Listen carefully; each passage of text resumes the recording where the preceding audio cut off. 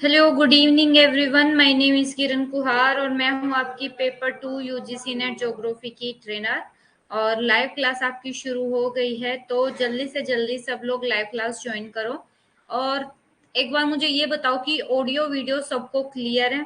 अगर आपकी audio video सबको क्लियर होगी तो फिर हम अपनी जो क्लास है उसको शुरू करते हैं। साथ ही 2 मिनट वेट करके अपनी जो क्लास है हम शुरू करेंगे, ताकि जो बच्चे हैं वो ज्वाइन कर लें।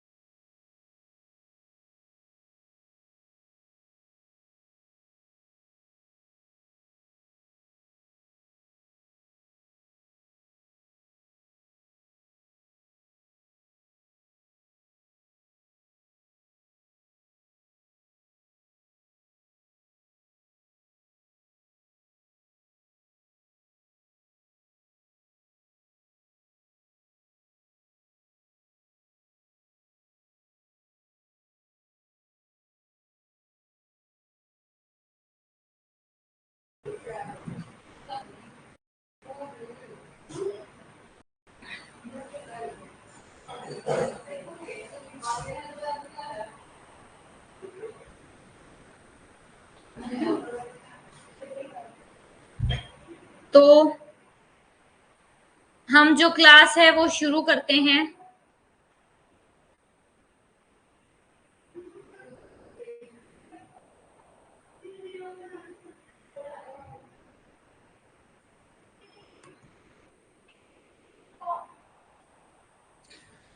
तो सबसे पहले आपको जो ये दिख रहा है स्क्रीन पे, ये स्क्रीन पे आपका क्या है, टेलीग्राम ग्रुप है, व्हाट्सएप ग्रुप है और आपका इंस्टाग्राम चैनल है।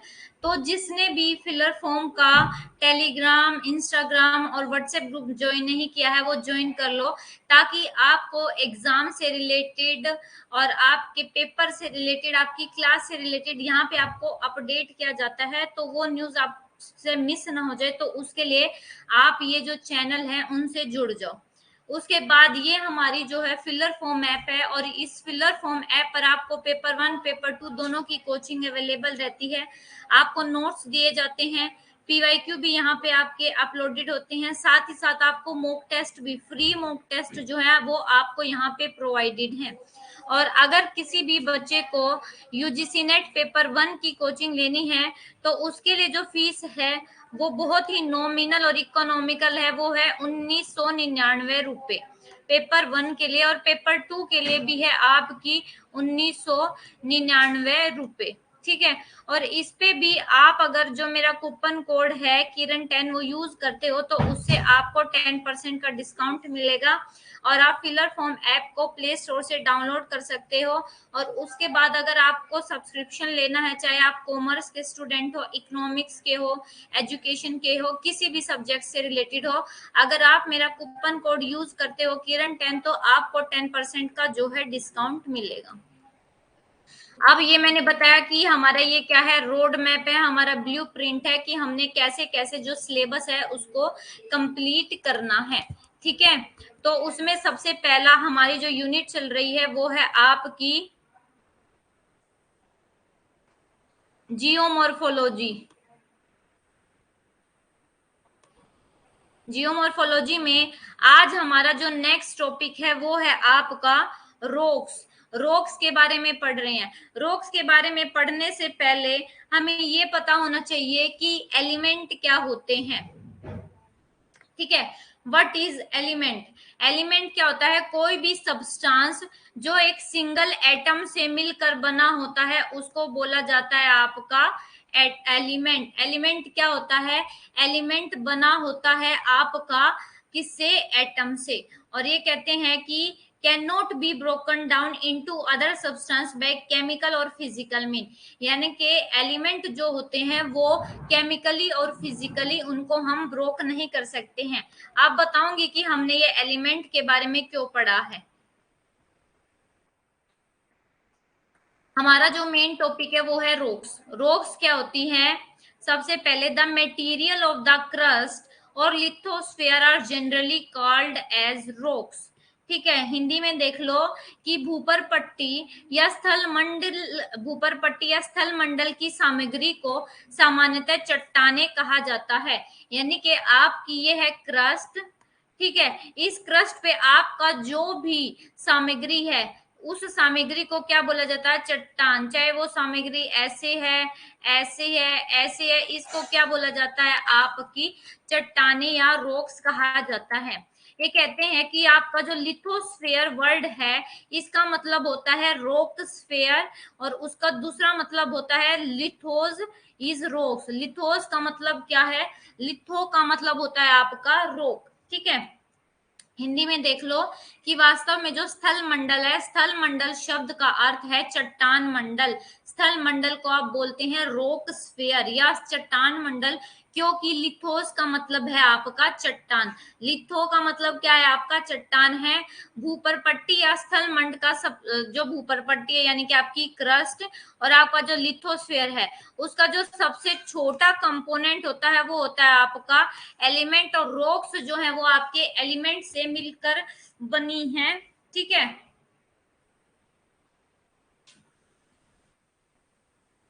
ओके, तो आपको आ गया समझ में कि आपका रोक क्या होती है, रोक स्फीयर क्या होता है। अब उसके बाद कहते हैं as regards the whole earth, यानी कि ये आपकी क्या है? ये पूरी अर्थ है। इस पूरी अर्थ में आपके सबसे ज्यादा जो एलिमेंट मिलते हैं ये आपको याद रखने हैं। सबसे ज्यादा पूरी अर्थ पे आपका मिलता है आयरन, आयरन के बाद मिलता है ऑक्सीजन, ऑक्सीजन के बाद मिलता है आपका silicon, magnesium, nickel, sulphur, calcium, ammonium. ये आपके लिए इंपॉर्टेंट है कि कौन सा आपका जो एलिमेंट है वो सबसे ज्यादा मिलता है। तो आपका आयरन, आयरन के बाद ऑक्सीजन, ऑक्सीजन के बाद आपका सिलिकॉन। सबसे ज्यादा मात्रा में कौन सा मिलता है? आपका आयरन। आयरन के बाद है आपका ऑक्सीजन। ठीक है, ये याद रखना कि पूरे अर्थ में सबसे ज्यादा कौन सा मटेरियल मिलता है।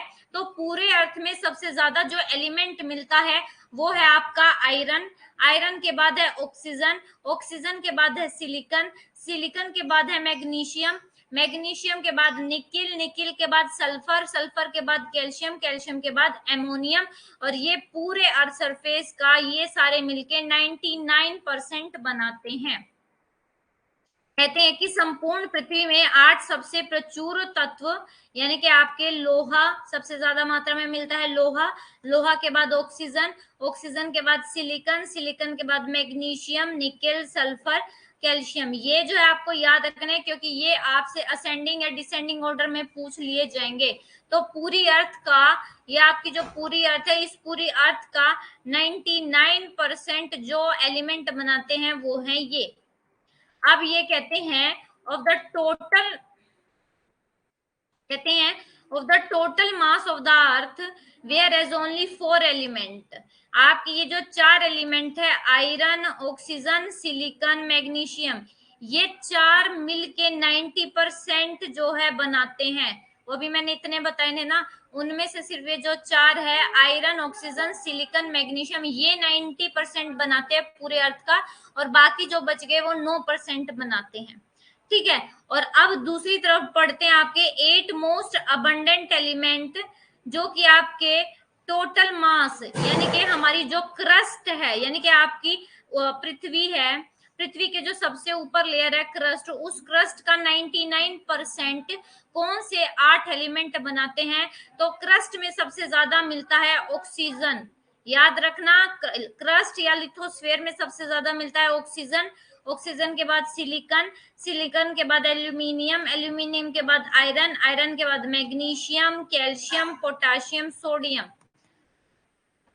अगर आपसे ये पूछिए जाए कि पूरी अर्थ पर कौन से 4 सबसे ज्यादा मात्रा में मिलते हैं, तो वो है आपका आयरन, ऑक्सीजन, सिलिकॉन, मैग्नीशियम। और अगर आपसे पूछा जाए कि आप ये जो सबसे अर्थ की ऊपर की सबसे ऊपर वाली जो लेयर है क्रस्ट, ठीक है, उस क्रस्ट में सबसे ज्यादा जो एलिमेंट्स है वो कौन से मिलते हैं, तो वो है आपका ऑक्सीजन, ऑक्सीजन के बाद आपका सिलिकॉन, सिलिकॉन के बाद एल्यूमिनियम, एल्यूमिनियम के बाद है आपका आयरन, मैग्नीशियम। ठीक है, तो ये आपके 4 मिलते हैं अर्थ की क्रस्ट पर।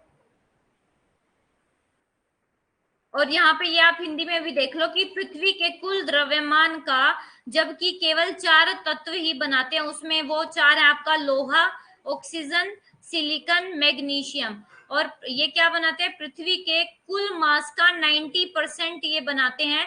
दूसरी ओर आपके 8 सबसे प्रचुर तत्व जो है, जो अर्थ की क्रस्ट में मिलते हैं, वे अर्थ की क्रस्ट का 99% बनाते हैं।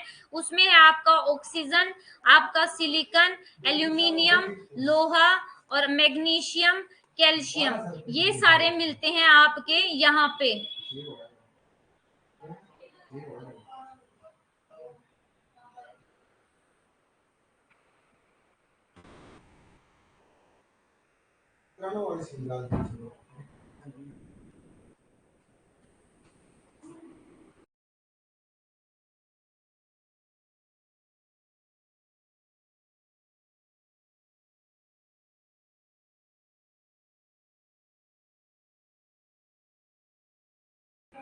Good evening Ajay, good evening. से आपको 2 बताए हैं, क्रस्ट में और पूरी होल अर्थ में। ठीक है, पूरी क्रस्ट में कौन से तत्व मिलते हैं और पूरे आपके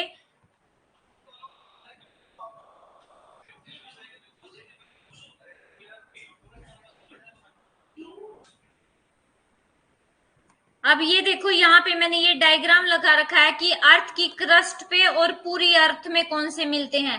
अर्थ की क्रस्ट में सबसे ज्यादा मिलता है ऑक्सीजन, ऑक्सीजन के बाद आपका silicon, aluminium, iron, magnesium, calcium, potassium, sodium. वही पूरी अर्थ में सबसे ज्यादा मिलता है आपका आयरन, आयरन के बाद ऑक्सीजन, ऑक्सीजन के बाद सिलिकॉन, मैग्नीशियम। आप इसके टॉप जो 4 हैं, तो 4 और लोअर 2 ये दोनों याद रखो, ताकि अगर आपसे असेंडिंग या डिसेंडिंग ऑर्डर में पूछ लिया जाए तो आप वो कर सको। ठीक है,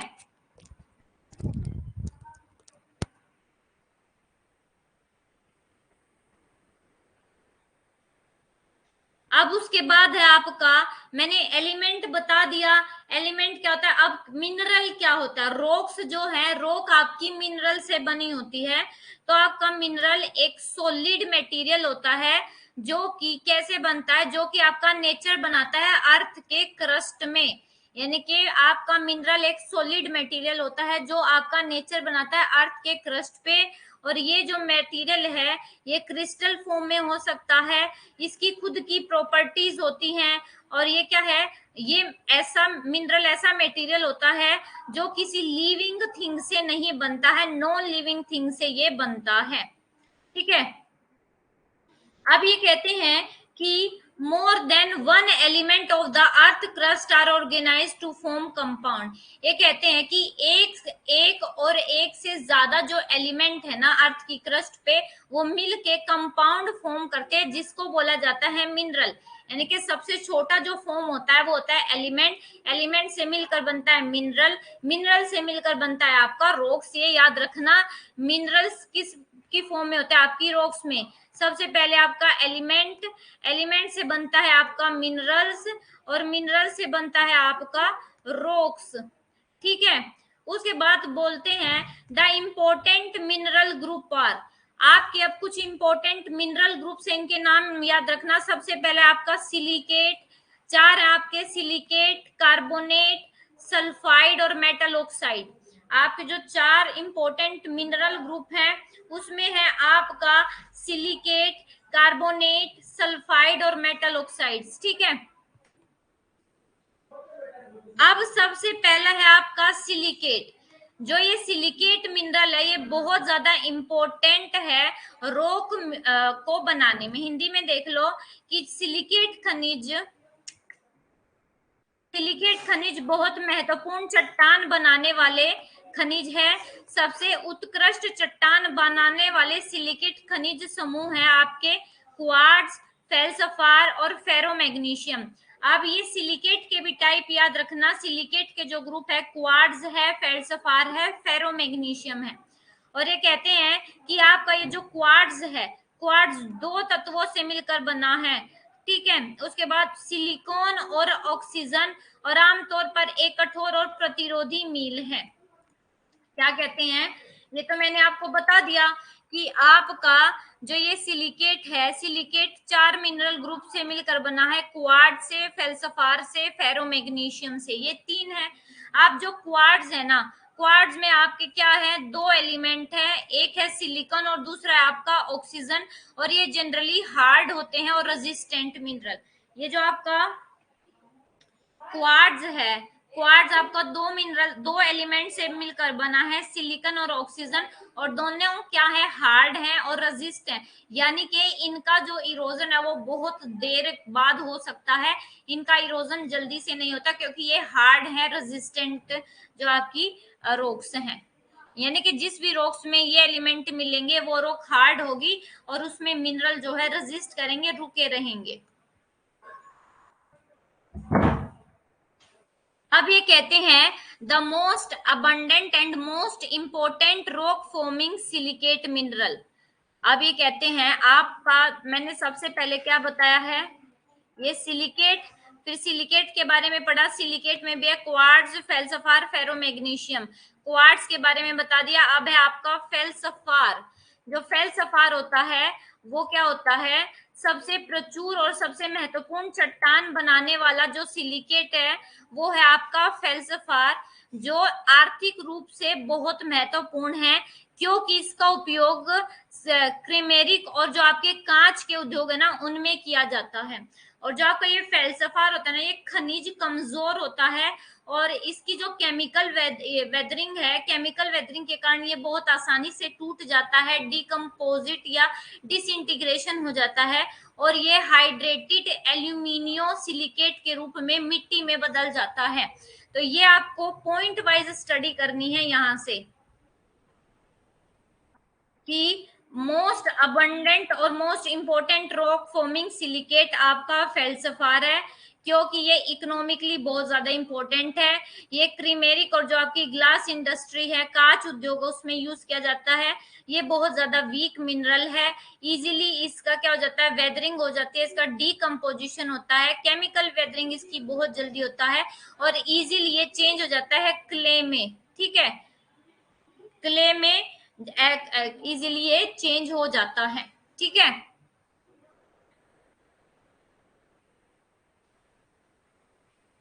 अब है आपका, मैंने क्वार्ट्ज बता दिया, फेल्सफार बता दिया। अब आपका फेरोमैग्नीशियम क्या है, जब आपका ये सिलिकॉन और ऑक्सीजन यानी कि आपका S प्लस O कंबाइन हो जाते हैं आयरन के साथ, यानी कि लोहे के साथ, जब ये कंबाइन और रिएक्ट करते हैं आयरन प्लस मैग्नीशियम के साथ रिएक्ट करते हैं, तो ये क्या बनाते हैं, FM, यानी कि फेरोमैग्नीशियम, यानी कि silica, silica plus oxygen plus iron plus magnesium से बनता है आपका फेरोमैग्नीशियम मिनरल फॉर्म होता है। और जो फेरोमैग्नीशियम मिनरल होते हैं वो इजीली क्या हो जाता है, उनका वेदरिंग इजीली हो जाता है, उसका इरोजन भी बहुत इजीली हो जाता है और इसका रूप भी बहुत इजीली से चेंज हो जाता है। और ये कहते हैं कि वे रॉक्स जिनमें फेरोमैग्नीशियम मिनरल बहुत ज्यादा मात्रा में होता है वे वीक होती हैं। उन रॉक्स का जो स्ट्रक्चर होता है वो वीक होता है। किसके लिए, कंस्ट्रक्शन के लिए हम इस तरह की जो रॉक्स है उसका यूज नहीं कर सकते। कोई भी बिल्डिंग बनाने में, रोड बनाने में, डैम बनाने में, रेजर्वोयर बनाने में इस तरीके का जो मटेरियल है वो हम यूज नहीं कर सकते हैं। ये होता है आपका फेरोमैग्नीशियम। अब ये मैंने आपको सिलिका के एक्सप्लेन किए हैं। सिलिका में है आपका क्वार्ट्ज, फेल्सफार और फेरोमैग्नीशियम। इसमें से सिर्फ आपका जो क्वार्ट्ज है वो कैसा है, क्वार्ट्ज है आपका हार्ड रॉक और रेजिस्टेंट रॉक है, ठीक है।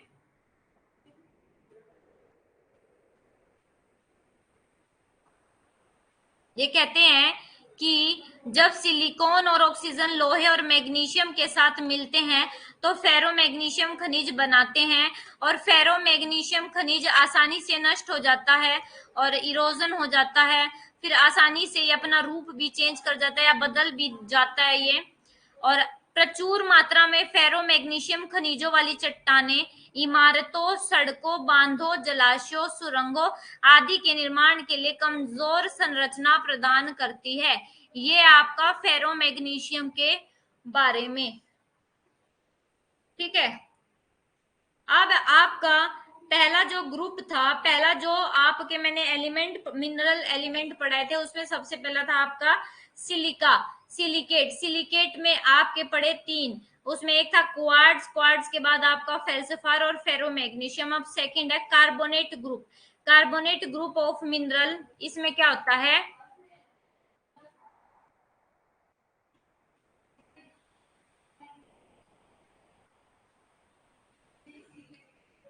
जहां पे आपका खनिजों का कार्बोनेट समूह, आर्द्र क्षेत्र कौन से होते हैं, आर्द्र क्षेत्र होते हैं जहां पे आपकी ह्यूमिडिटी क्या होती है, ज्यादा, यानी कि बारिश जहां पे ज्यादा होती है, जैसे 0 से 10 डिग्री वाला एरिया, एवरग्रीन फॉरेस्ट, वहां पे ह्यूमस और आर्द्र क्षेत्र ज्यादा है।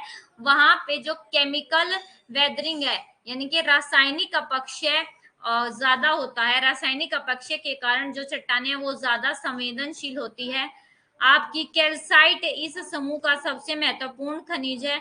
याद रखना, कैल्साइट आपके कार्बोनेट समूह से रिलेटेड है, ठीक है। ये कहते हैं कि प्रचुर मात्रा में कैल्साइट युक्त चूना पत्थर और संगमरमर सतह और भूजल द्वारा संचारित हो जाते हैं और जमीन की सतह के नीचे व्यापक गुफाएं बन जाती हैं। ये क्या कहते हैं, एक मिनट,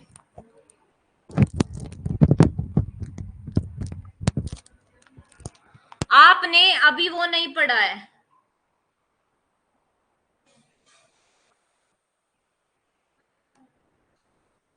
ये है आपका अर्थ के ऊपर वाला पार्ट और ये है आपके अर्थ के नीचे वाला भाग, ठीक है। यहाँ पे जो अंडरग्राउंड है ना, अर्थ के अंदर, ये अंडरग्राउंड वाटर क्या करता है, जहां पे भी आपकी चूना पत्थर वाली जो आपकी रॉक्स है उनके अंदर घुस घुस के क्या बना देता है, आपके लैंडफॉर्म बना देता है। और ये लैंडफॉर्म हम आगे पढ़ेंगे, जमीन के अंदर आपकी गुफाएं बन जाती है, विंडो बन जाती हैं, ठीक है। और ऐसे क्षेत्र जो होते हैं वहां पे बहुत कमजोर संरचनाएं मिलती हैं हमें, घर बनाने के लिए, इमारत बनाने के लिए, सड़क के लिए। क्योंकि जहां पे भी आपकी ये ऐसी क्या होगी, जहां पे भी आपकी ये ऐसी सोयल होगी, यानी कि जहां पे भी आपका चूना पत्थर ज्यादा होगा, जब चूना पत्थर ज्यादा होगा तो वो पानी के साथ घुल के जो है क्या करेगा, पानी के साथ घुलता जाता है।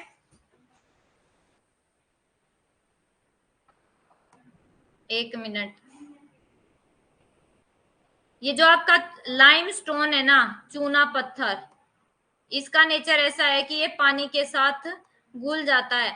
और जब ये आपकी मान लो ये रॉक है आपकी चूना पत्थर से बनी हुई, अगर पानी इसके सस्पेक्टेबल आ गया या पानी इसके किस में आ गया, इसके एरिया में अगर पानी का इससे कांटेक्ट हो भी गया तो ये पानी क्या करेगा, ये पानी करेगा कि इस लाइमस्टोन रॉक का इरोजन कर देगा, एक टाइम पे पूरी को खत्म कर देगा, क्योंकि ये इसके अंदर घुल जाता है,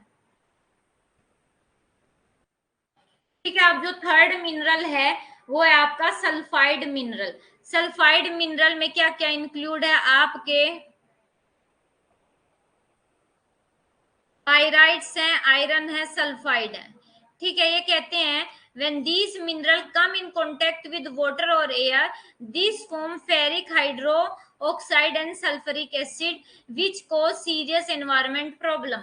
अब थर्ड आपका जो मिनरल है वो है सल्फाइड मिनरल। इस सल्फाइड मिनरल में आपका पायराइट्स और आपके आयरन सल्फाइड होते हैं, और इस तरह के जो मिनरल होते हैं, और जब ये मिनरल कांटेक्ट में आते हैं पानी के या हवा के, तो उसकी वजह से फिर फेरिक हाइड्रो ऑक्साइड बन जाता है या सल्फ्यूरिक एसिड बन जाता है, जो कि हमारे एनवायरमेंट के लिए एक सीरियस प्रॉब्लम है, ठीक है। उसके बाद है आपका मेटेलिक एलिमेंट। मेटेलिक एलिमेंट में क्या होता है, जैसे आपका आयरन है, आपका एल्यूमिनियम है, कहते हैं after reacting with atmospheric oxygen form metal oxide which are commercially very important.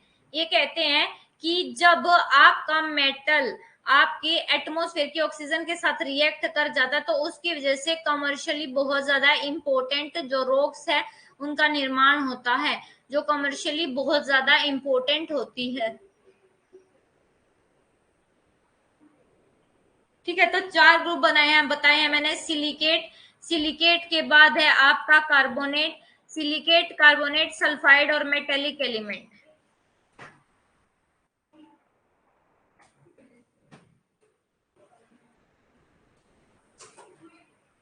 आ गया यहाँ तक सबको समझ में?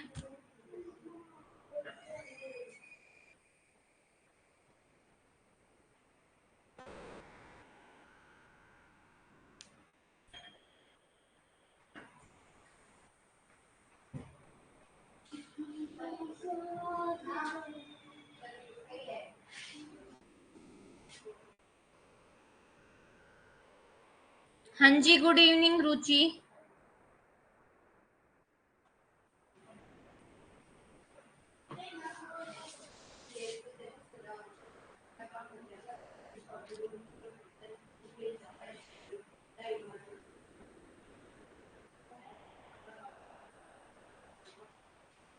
तो अब ये मैंने है ना ये जो फंडामेंटल ये जो डिक्टम बताया था, जो आपकी प्रसिद्ध अमेरिकी भू आकृति विज्ञान है WM डेविस यानी कि विलियम मॉरिस डेविस, उनका मानना है कि landscape is a function of structure process and time. William Morris Davis ने ये बोला था कि जो लैंडस्केप है, लैंडस्केप क्या है, लैंडस्केप फंक्शन है आपका स्ट्रक्चर का, प्रोसेस का, टाइम का। यानी कि कोई भी लैंडस्केप कैसे बनता है, जब वो 3 अवस्थाओं से गुजर जाता है। आपका कौन 3 अवस्थाएं, 3 अवस्थाएं होती हैं आपकी स्टेजेस। ठीक है, यानी कि आपका टाइम को आप स्टेजेस से क्या है कंपेयर कर सकते हो। प्रोसेस यानी कि इंडोजेनेटिक, एक्सोजेनेटिक जो प्रोसेस लगते हैं फिर उस पे। स्ट्रक्चर का मतलब है कि जो आपका रॉक है उसका स्ट्रक्चर कैसे है, हार्ड रॉक है, सॉफ्ट रॉक है। ठीक है, तो इन्होंने ये ज्यादा क्या है, lay more emphasis on the dominant role of rocks in the evolution of landform. ठीक है, तो इन्होंने ये बोला कि किसी भी रॉक के बनने में ये तीनों चीजें ज्यादा क्या है, महत्वपूर्ण योगदान देती है। कौन सी चीजें, आपका स्ट्रक्चर, प्रोसेस, टाइम। स्ट्रक्चर का मतलब है कि कोई भी एरिया है उस एरिया की संरचना कैसे है, क्या वो एरिया हार्ड रॉक से बना है, क्या वो एरिया सॉफ्ट रॉक से बना है। ठीक है, उसके बाद है प्रोसेस, यानी कि इस एरिया पे कौन कौन से प्रोसेस काम कर रहे हैं, क्या वहां पे इंडोजेनेटिक फोर्स काम कर रहे हैं, क्या वहां पे एक्सोजेनेटिक फोर्स काम कर रहे हैं, और साथ ही साथ वहां पे जो आपका लैंड फॉर्म है वो कौन सी स्टेज से गुजर रहे हैं, आपकी यूथ स्टेज से, मैच्योर स्टेज से, ओल्ड स्टेज से। ये मैंने आपको पढ़ाया था। ठीक है, उसके बाद आपके ये जो एकेलोबेक है ना, ये रोक को क्या है, एक रोक की डेफिनेशन कहते हैं कि a rock should be conceived as a product of its environment. Hindi में देख लो कि आपके जो ये एकेलोबेक के अनुसार एक चट्टान की कल्पना उसके पर्यावरण के उत्पाद के रूप में की जानी चाहिए। जब पर्यावरण बदलता है तो चट्टान बदल जाती है। चट्टाने पृथ्वी की आयु निर्धारित करने में बहुत सहायक है, क्योंकि चट्टाने पृथ्वी की इतिहास की किताबें और जीवाश्म पन्ने हैं। हम इन रॉक्स की स्टडी कर करके ही जो रॉक्स है, रॉक्स को आपका हिस्ट्री की बुक क्यों बोला गया, क्योंकि रॉक्स की स्टडी करके फिर हम पता लगाते हैं कि ये कौन से टाइम पीरियड की रॉक है, इसमें कौन से फॉसिल मिलते हैं, कब इसका जन्म हुआ, कब इस रॉक्स का ओरिजिन हुआ, ये सब हम पढ़ते हैं। ठीक है, तो अब है आपके चट्टानों के प्रकार कि आपकी जो चट्टान है उसके कितने टाइप हैं।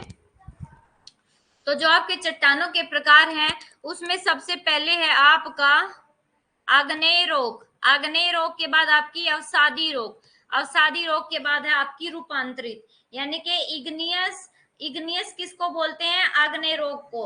अवसादी किसको बोलते हैं, आपके अवसादी बोलते हैं सेडिमेंट्री रॉक को। और आपकी मेटामॉर्फिक रॉक को बोला जाता है आपकी रूपांतरित चट्टाने। ये देखो क्लासिफिकेशन ऑफ रॉक किया हुआ है, 3 तरह की रॉक है, इग्नियस रॉक, सेडिमेंट्री रॉक और मेटामॉर्फिक रॉक। अब ये इग्नियस रॉक कैसे बनती है, सेडिमेंट्री रॉक कैसे बनती है, मेटामॉर्फिक रॉक कैसे बनती है। इसमें इग्नियस रॉक में आपकी 2 तरीके की टोपोग्राफी बनती है, इंट्रूसिव और एक्सट्रूसिव। ये पढ़ने से पहले आपको ये पता होना चाहिए कि इग्नियस रॉक बनती ही कैसे है, वो हम पढ़ लेंगे। ठीक है, इंट्रूसिव में आपका क्या क्या है, इंट्रूसिव में आपका है बैथोलिथ, लेकोलिथ, फेकोलिथ, सिलडाइक। एक्सट्रूसिव में आपका प्यूमिस है, बेसाल्ट है, आपका सिंडर कौन है, सिंडर आपका शील्ड है, आपका और क्या है, आपका प्लग है, प्लग के साथ आपका क्रेटर है, कार्डेरा, ये आपकी एक्सट्रूसिव है। उसके बाद आपकी सेडिमेंट्री रॉक में है आपकी 3 तरह की क्लास्टिक, ऑर्गेनिक, केमिकल। ठीक है, क्लास्टिक कौन सी होती है, जो आपके ये मिट्टी पदार्थ वगैरह से, क्लेई पदार्थ से जो मिलती है। ऑर्गेनिक है और केमिकल है। उसके बाद है मेटामॉर्फिक। मेटामॉर्फिक रॉक कौन सी होती है, जब सेडिमेंट्री रॉक या इग्नियस रॉक में पर ही टेम्परेचर और प्रेशर बढ़ने की वजह से उन रॉक का जब रूप चेंज हो जाता है तो उसका बोला जाता है आपका मेटामॉर्फिक। ये 2 तरीके की होती है, फोलिएटेड और नॉन फोलिएटेड। फोलिएटेड के एग्जांपल ये दे रखिए आपका स्लेट, शिस्ट और नीसिस। नॉन फोलिएटेड की आपकी मार्बल, क्वार्ट्जाइट और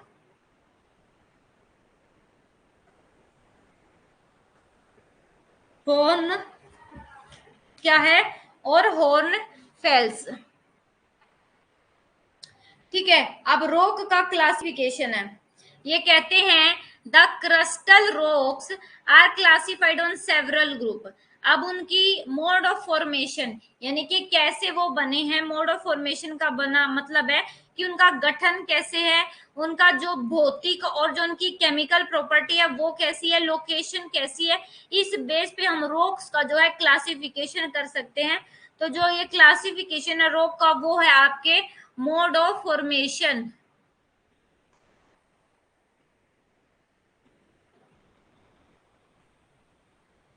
मोड ऑफ फॉर्मेशन यानी कि आपकी जो ये रॉक है ये बन कैसे रही है, इसका गठन कैसे है।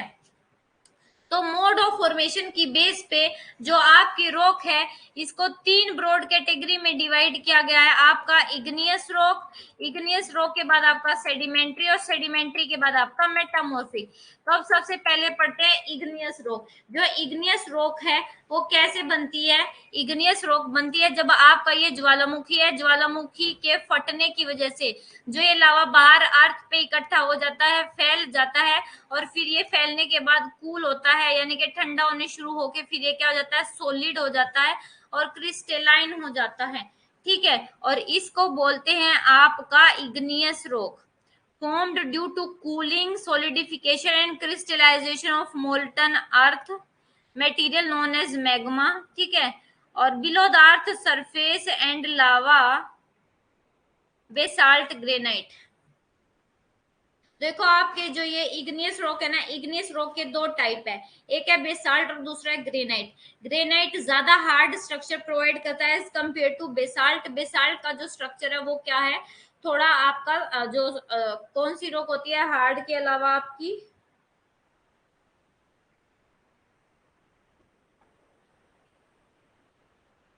हार्ड के अलावा है आपका जो है सॉफ्ट रॉक। सॉफ्ट रॉक में होता है आपका बेसाल्ट और हार्ड में होता है आपका ग्रेनाइट। ठीक है, चट्टानों का वर्गीकरण यानी कि जो क्रस्टल की चट्टाने हैं वे कई आधारों पर उनको वर्गीकृत किया गया है। जैसे जो चट्टान है, चट्टान के गठन की विधि कैसी है, भौतिक और रासायनिक गुण कैसे है, स्थान कैसा है, इन सब को देखना पड़ता है। और ये जो गठन की विधि के आधार पर जो चट्टान है, चट्टान को 3 भागों में डिवाइड किया गया है, आग्नेय चट्टान, सेडिमेंट्री और मोरफोस्ड। अब सबसे पहले हमने आग्नेय चट्टाने पढ़ी थी। आग्नेय चट्टाने कैसे हैं, जो पिघले हुए पृथ्वी पदार्थों के ठंडा होने, जमने और क्रिस्टलीकरण के कारण बनती है, जिन्हें मैग्मा की और लावा के रूप में जाना जाता है, जैसे बेल्साइट और ग्रेनाइट। और आपका जो सेकंड है वो है आपका सेडिमेंट्री रॉक। सेडिमेंट्री रॉक कब बनती है, जब आपका इरोजन और डिपोजिशन होता है through the lithification and compression and cementation of the sediment deposit in a particular place, mainly aquatic area sandstone, limestone और कॉन्ग्लोमरेट। तो ये क्या करते हैं, इनका ये इरोजन और डिपोजिशन करते हैं, और जहां से आपका इरोजन हुआ था ये कहीं और जाके इसको डिपोजिट कर देते हैं और वो आपकी रॉक के रूप में कन्वर्ट हो जाता है।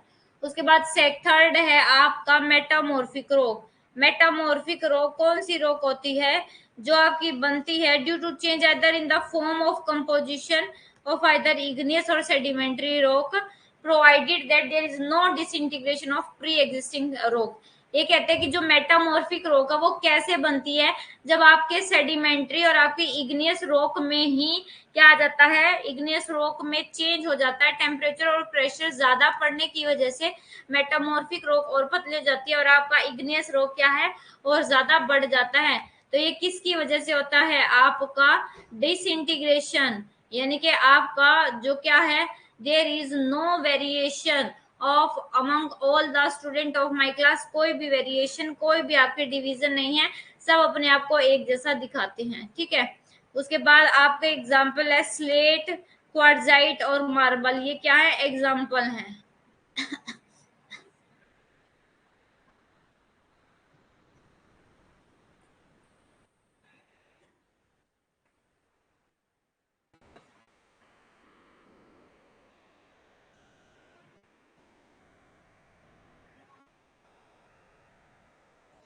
कमर्शियल इंपोर्टेंस का मतलब है आपका यशवंत, जो जिसकी वजह से आपको प्रॉफिट मिले, जिस मिनरल की वजह से आप पैसा कमा सको। जैसे आपका डायमंड है, डायमंड कमर्शियली इंपोर्टेंट है। कमर्शियली इंपोर्टेंट यानी कि हम इसका जो व्यापार है, ट्रेड है, वो कर सकते हैं इजीली।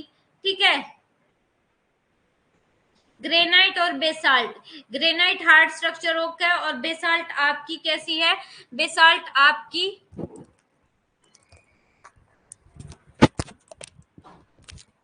ग्रेनाइट आपका हार्ड स्ट्रक्चर है और बेसाल्ट आपका कैसा स्ट्रक्चर है, बताओ। ग्रेनाइट हार्ड स्ट्रक्चर और बेसाल्ट है आपका,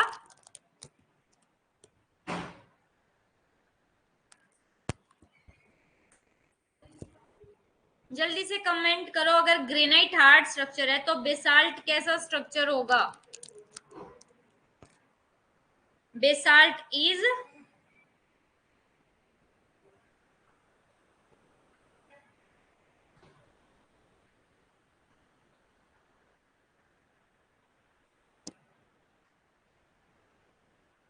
ग्रेनाइट हार्ड स्ट्रक्चर है और बेसाल्ट जो है वो कैसा है, सॉफ्ट रॉक्स हैं।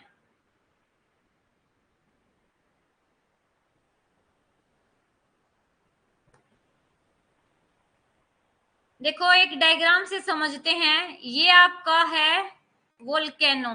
ठीक है, इस वोल्केनो से लावा बाहर आया, ऐसे ये लावा फैल गया और एक के ऊपर एक के बाद ये जो आपकी लेयर है लावा की, ये क्या है, जमने लगी और इसको बोला, ऐसे बनती है आपकी इग्नियस रॉक।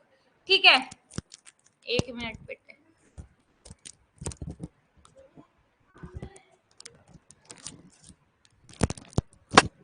जब ये आपकी इग्नियस रॉक हो गई। अब जब इन इग्नियस रॉक पे आपका पानी काम करता है या एयर काम करते, तो वो क्या करती हैं, यहां से आपका कुछ टुकड़ों को उठा के इधर ले जाती है। तो ये क्या होता है आपका, ठीक है, ये देखो यहाँ से ये पानी अपने साथ ले गया और ऐसे फिर इसको लेयर में बिछा देता है, तो इसको बोलते हैं सेडिमेंट्री रॉक। ठीक है, अब जब आपका इग्नियस रॉक पर टेम्परेचर लगेगा और प्रेशर लगेगा ज्यादा, और आपके सेडिमेंट्री रॉक और आपके सेडिमेंट्री रॉक पे भी टेम्परेचर प्रेशर ज्यादा लगेगा, तो उसकी वजह से इन दोनों का जो कलर है वो चेंज हो जाएगा और ये मेटामॉर्फिक रॉक में चेंज हो जाते हैं। मेटामॉर्फिक रॉक में चेंज होते हैं टेम्परेचर और प्रेशर में ज्यादा डिफरेंस आने के कारण या ज्यादा बढ़ जाने के कारण। ठीक है, तो टाइप ऑफ रॉक में मैंने बताया था, सबसे पहले है इग्नियस, इग्नियस के बाद आपकी सेडिमेंट्री, सेडिमेंट्री के बाद है आपकी मेटामॉर्फिक रॉक। ये तीन तरीके की आपकी क्या है, रॉक्स है। अब सबसे पहले हम पढ़ते हैं कि इग्नियस रॉक क्या होती हैं। तो जो फर्स्ट पॉइंट है ये है कि जो वर्ड इग्नियस है वो कहाँ से निकला, ये याद रखना, ये लेटिन वर्ड इग्नीज से निकला है, जिसका मतलब होता है फायर, आग। यानी कि जिन चट्टानों का ओरिजिन हुआ है आग के जलने से, ये कहते हैं कि it doesn't mean that the origin of igneous rock is associated with fire in any way. ये कहते हैं कि फायर का मतलब यहाँ पे वो वाली फायर नहीं है कि आग लग गई और आपकी इग्नियस रॉक आका जन्म हो गया, नहीं। ये जो इग्नियस रॉक है ये बनती है क्योंकि आपका जो ये लावा है, लावा के ठंडा होने के बाद सोलिडिफाइड और क्रिस्टलाइन होने की वजह से ये जो रॉक है ये बनती है आपकी इग्नियस रॉक, ठीक है। और ये जो आपका क्रिस्टलाइन हॉट और मोल्टन मटेरियल है इसको मैग्मा या लावा बोला जाता है। मेरे को कमेंट करके बताओ कि मैग्मा कहाँ पे बोला जाता है और लावा कहाँ पे बोला जाता है। अर्थ के इनर वाले पार्ट में क्या बोला जाएगा और अर्थ के आउटर वाले पार्ट में क्या बोला जाएगा। अर्थ के इनर वाले भाग में जब ये लाल कलर का पदार्थ होगा तब उसको बोला जाता है मैग्मा, और जब ये मैग्मा हमारे को दिखने लग जाए, अर्थ के बाहर आ जाए फटक के, तो उसको बोला जाता है लावा, ठीक है। सेकंड पॉइंट है, since the magma and lava are so hot that they look like red pieces. ये कहते हैं कि ऊपर से वो मैग्मा और लावा इतना ज्यादा हॉट होता है कि वो रेड पीसेस, जो मिठाई के रेड पीस होते हैं ना, उनके जैसा लगता है। But this is not the case. igneous rock are also called as primary rock because there were originated first of all। ये कहते हैं कि आपकी जो इग्नियस रॉक है ना, इनको क्या बोला जाता है, इनको बेस रॉक भी बोला जाता है। बेस रॉक क्यों बोला जाता है, क्योंकि ये क्या करते हैं, क्योंकि ये क्या है,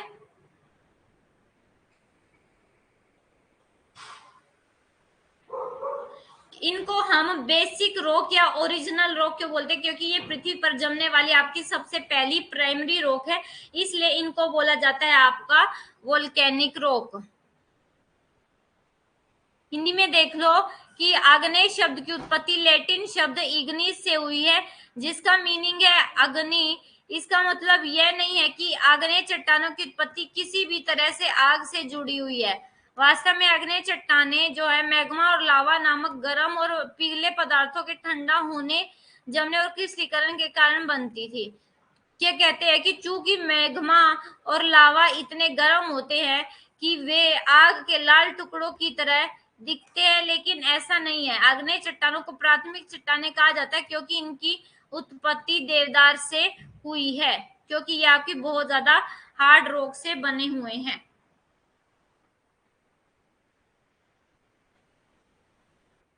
ठीक है, ये कहते हैं the rock during the formation of upper crust of earth on cooling.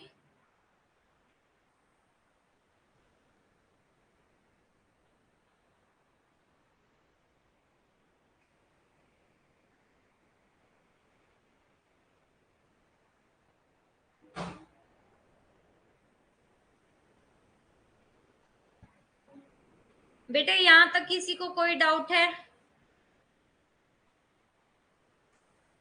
किसी को कोई भी डाउट यहां तक क्लास को लेकर। क्रिस्टलाइजेशन का मतलब होता है दानेदार, यानी कि जिस रॉक में आपके दाने होते हैं ये होती है आपकी क्रिस्टलाइन रॉक।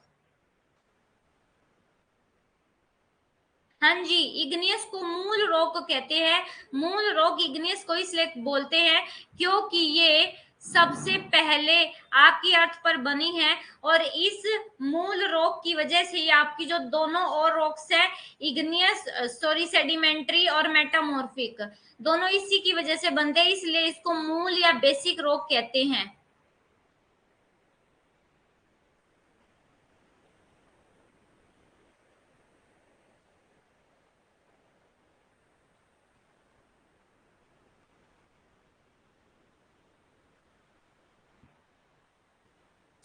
इग्नियस रॉक के अभी हम टाइप नहीं पढ़ रहे हैं, पहले अभी हम इग्नियस रॉक की कैरेक्टरिस्टिक ही पढ़ रहे हैं बेटे।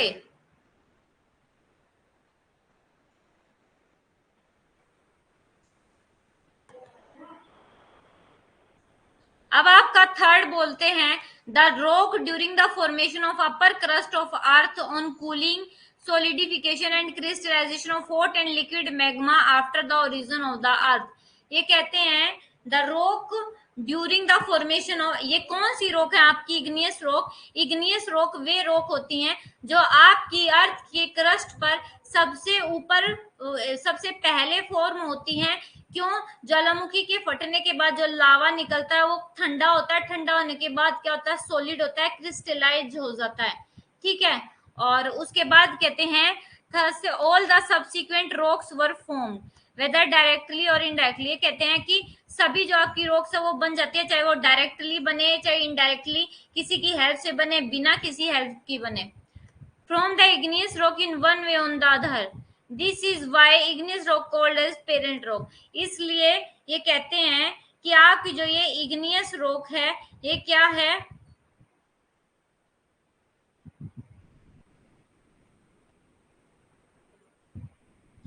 जो ये कहते हैं कि जो आपके सब्सिक्वेंट रॉक्स है वो बनी हुई होती है, लेकिन इस टाइम तक क्या होता है, सभी जो आपके डायरेक्ट और इनडायरेक्ट आपका क्या हो गया,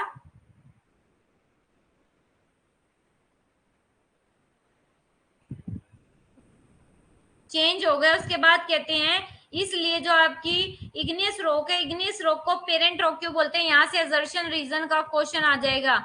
इग्नियस रॉक को पेरेंट रॉक इसलिए बोलते हैं क्योंकि बाकी जो आपकी टीचर है, आपका स्कूल है, जो भी है, वहां पे जो ये हैंडल करना होता है, यानी कि वहां पे जिसको भी जो बेसिक चीज प्रोवाइड करवाई जाती है उसको बोला जाता है पेरेंट। जैसे हमारी खेती है, खेती हमारी क्या है, पेरेंट रोग है, क्योंकि हम उस रोग से ही सब कुछ प्राप्त कर पाते हैं। ठीक है,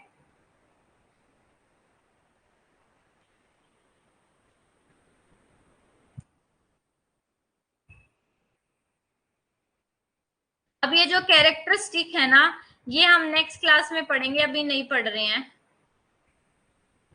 हाँ जी बिल्कुल, इग्नियस में कोई फॉसिल, कोई लेयर नहीं मिलेगा।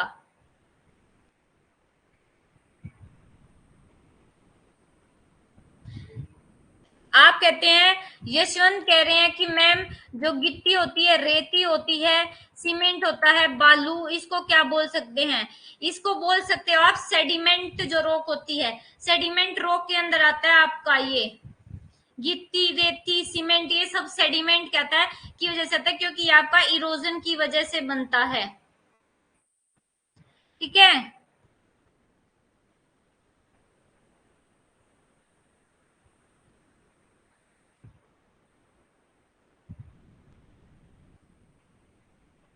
तो नेक्स्ट क्लास में मिलेंगे अब, और नेक्स्ट क्लास में हम ये टॉपिक कंप्लीट करने की पूरी कोशिश करेंगे। तब तक के लिए टेक केयर एवरीवन।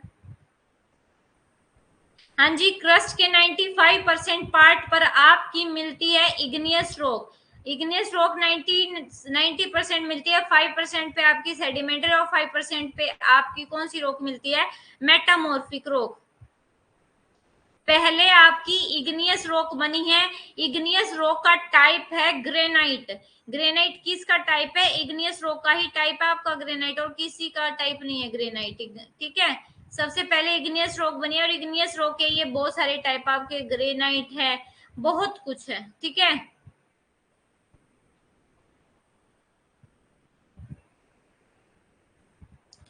तो अब क्लास मिलते हैं, और मिलते हैं आपकी एंडिंग वाली क्लास में। तब तक के लिए take care everyone, bye bye.